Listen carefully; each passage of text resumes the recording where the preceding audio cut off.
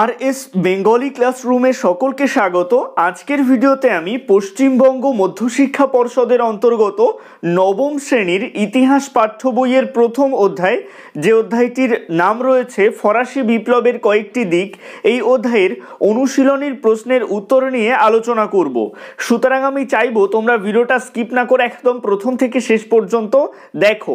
এ প্রসঙ্গে বলি, আমি যে পাঠ্য বইটার অনুশীলনীর প্রশ্নের উত্তর নিয়ে আলোচনা করব সেটা ছায়া প্রকাশনী থেকে প্রকাশিত জি.কে. পাহাড়ি এবং সুভাষ বিশ্বাস রচিত বই। এই বইটা কাদের স্কুলের পাঠ্য বই হিসেবে রয়েছে অবশ্যই কমেন্টে জানিও। এই বইটার প্রশ্নের উত্তর করার জন্য অনেকে আমাকে কমেন্ট করেছিল, তারা কারা তারাও অবশ্যই কমেন্টে সাড়া দিও। তো কথা না বাড়িয়ে শুরু করছি আজকের মূল ভিডিও। অনুশীলনীর বিভাগ কতে রয়েছে বহুকল্প ভিত্তিক প্রশ্নাবলী বা এমসিকিউ। প্রতিটি প্রশ্নের মান 1। সঠিক উত্তরটি নির্বাচন করতে হবে। 1 দাগের প্রশ্ন, কত খ্রিস্টাব্দে ফরাসি বিপ্লব অনুষ্ঠিত হয়? 1 দাগের প্রশ্নের উত্তর হবে অপশন বি, 1789 খ্রিস্টাব্দে। 2 দাগের প্রশ্ন, ফ্রান্সে সর্বাপেক্ষা শোষণের শিকার হয়েছিল? উত্তর হবে অপশন সি, থার্ড স্টেট।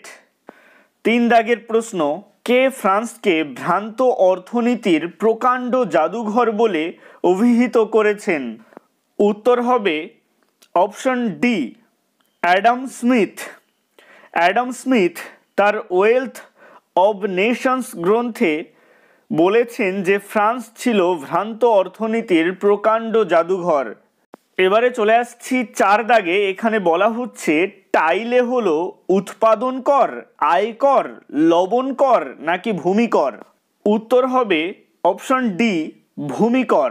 এবারে চলে আসছি 5 দাগে। এখানে বলা হচ্ছে সামন্ততন্ত্রের বেগার শ্রমদান প্রথার নাম ছিল? উত্তর হবে অপশন ভি, করভি। 6 দাগের প্রশ্ন, টাইদ হলো আয়কর, উৎপাদন কর, ধর্মকর নাকি লবণ কর? উত্তর হবে অপশন সি, ধর্মকর। এবারে চলে আসছি 7 দাগের প্রশ্নে। এখানে বলা হচ্ছে সাধারণ ইচ্ছা ধারণার প্রবক্তা হলেন হবস, মন্তেস্কু, দিদেরো নাকি রুসো? উত্তর হবে অপশন ডি, রুসো। চলে আসছি 8 দাগের প্রশ্নে। এখানে বলা হচ্ছে 1789 খ্রিস্টাব্দে ফ্রান্সে স্টেটস জেনারেলের অধিবেশন বসে কত বছর পর? 8 দাগের প্রশ্নের উত্তর হবে অপশন ডি, 175 বছর পর। এবারে চলে আসছি 9 দাগের প্রশ্নে। এখানে বলা হচ্ছে ফ্রান্সে বিপ্লবী বর্ষপঞ্জি চালু করে জাতীয় মহাসভা, ষোড়শ লুই, ডাইরেক্টরির শাসনগণ নাকি নেপোলিয়ন?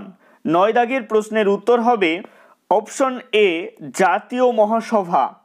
10 দাগের প্রশ্ন, কত খ্রিস্টাব্দে রাজা ষোড়শ লুই এর প্রাণদণ্ড হয়? উত্তর হবে অপশন ডি, 1793 খ্রিস্টাব্দে। এবারে চলে আসছে 11 দাগের প্রশ্নে। এখানে বলা হচ্ছে ফ্রান্সে সন্ত্রাসের শাসনের অগ্রভাগে ছিল? উত্তর হবে অপশন বি, জ্যাকোবিন দল। 12 দাগের প্রশ্ন, নেকার ছিলেন একজন ফরাসি?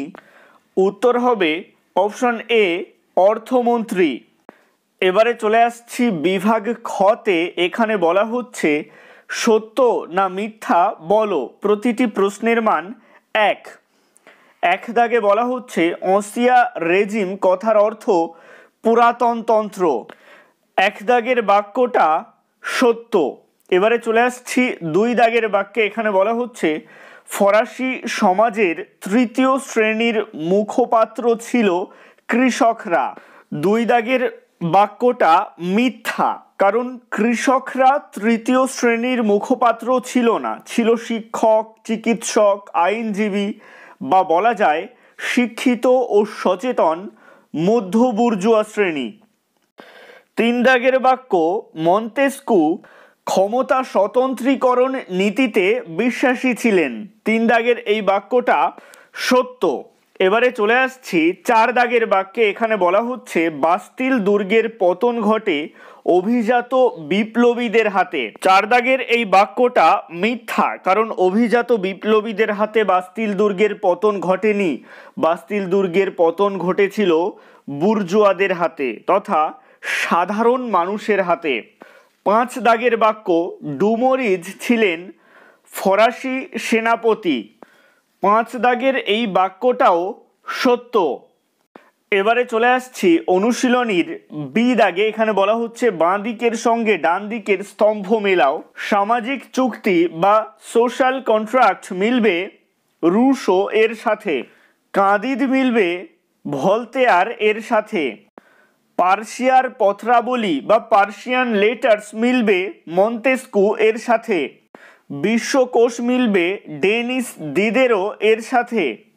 এবারে চলে আসছি অনুশীলনীর সি দাগে। এখানে বলা হচ্ছে বিবৃতিগুলির সঙ্গে সঠিক ব্যাখ্যাটি নির্বাচন করো। বিবৃতি কি রয়েছে? 1789 খ্রিস্টাব্দে ফরাসি বিপ্লব সংঘটিত হয়েছিল। সঠিক ব্যাখ্যাটি হবে ফ্রান্সের পুরাতনতন্ত্র সামাজিক, অর্থনৈতিক ও রাজনৈতিক ক্ষেত্রে অবনতি ঘটায়। 2 দাগের বিবৃতি, ষোড়শ লুই এর আমলে ফরাসি রাজকোষ শূন্য হয়ে যায়। এর সঠিক ব্যাখ্যা হলো রাজপরিবার অকাতরে রাজকোষের অর্থ ব্যয় করে। এবারে চলে আসছি ডি দাগে। এখানে বলা হচ্ছে প্রদত্ত রেখা মানচিত্রে নিম্নলিখিত স্থানগুলি চিহ্নিত করো ও নাম লেখো। কোন কোন জায়গা চিহ্নিত করতে বলা হয়েছে? দেখো, ভার্সাই নগরী, যেখানে ফরাসি রাজপ্রাসাদ অবস্থিত ছিল এবং 1789 খ্রিস্টাব্দে জাতীয় সভার অধিবেশন বসে, আর প্যারিস, যেখানে বাস্তিল দুর্গ অবস্থিত। অর্থাৎ ভার্সাই নগরী আর প্যারিস, এই দুটো জায়গাকে দেখাতে হবে। পাঠ্য বইয়ের 17 নং পৃষ্ঠায় বিপ্লবের সময় ফ্রান্সের মানচিত্র দেওয়া রয়েছে, সেখান থেকে এই দুটো জায়গাকে ভালো করে দেখে নেবে। এটা ম্যাপ পয়েন্টিং হিসেবে আসতে পারে। এই জায়গাগুলো কোথায় অবস্থিত ম্যাপে ভালো করে দেখে নেবে। এবারে চলে আসছি ই দাগে। এখানে বলা হচ্ছে একটি বাক্যে উত্তর দাও। 1 দাগের প্রশ্ন, বিপ্লব কথার অর্থ কি? উত্তরে লিখবে বিপ্লব কথার অর্থ প্রচলিত ব্যবস্থার অতি দ্রুত ও আমূল পরিবর্তন। 2 দাগের প্রশ্ন, কোন রাজার আমলে ফরাসি বিপ্লব ঘটে? উত্তরে লিখবে রাজা ষোড়শ লুই এর আমলে ফরাসি বিপ্লব ঘটে। 3 দাগের প্রশ্ন, ফ্রান্সে কারা বিশেষ অধিকার ভোগ করত? উত্তরে লিখবে ফ্রান্সে যাজক ও অভিজাত শ্রেণী বিশেষ অধিকার ভোগ করত। 4 দাগের প্রশ্ন, এইডস কি? উত্তরে লিখবে এইডস ছিল তামাকজাত পণ্যের উপর আরোপিত কর। 5 দাগের প্রশ্ন, করভি কি? উত্তরে লিখবে করভি ছিল বেগার শ্রমদান, বা এটা এভাবে লিখতে পারো সামন্ততন্ত্রের বেগার শ্রমদান প্রথার নাম ছিল করভি। 6 দাগের প্রশ্ন, লেতর দ্য ক্যাসে কি? উত্তরে লিখবে লেতর দ্য ক্যাসে একটি গ্রেপ্তারি পরোয়ানা, যার দ্বারা ফরাসি রাজপুরুষরা বিনা বিচারে যে কোনো ব্যক্তিকে কারারুদ্ধ করতে পারত।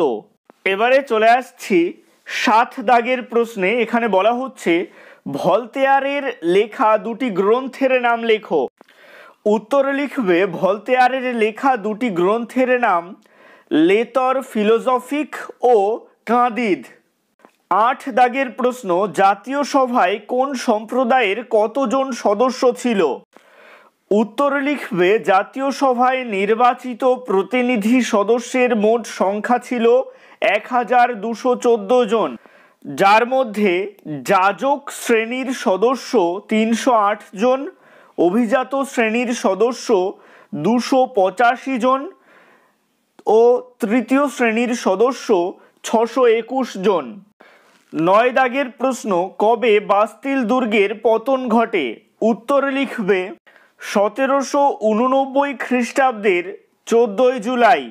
10 দাগের প্রশ্ন, সন্ত্রাসের শাসনের সময়কাল উল্লেখ করো। উত্তরে লিখবে বিপ্লবী ফ্রান্সকে রক্ষার উদ্দেশ্যে জ্যাকোবিন ও জিরোন্ডিস্টরা মিলিতভাবে দেশে এক আপৎকালীন জরুরি শাসন চালু করেন।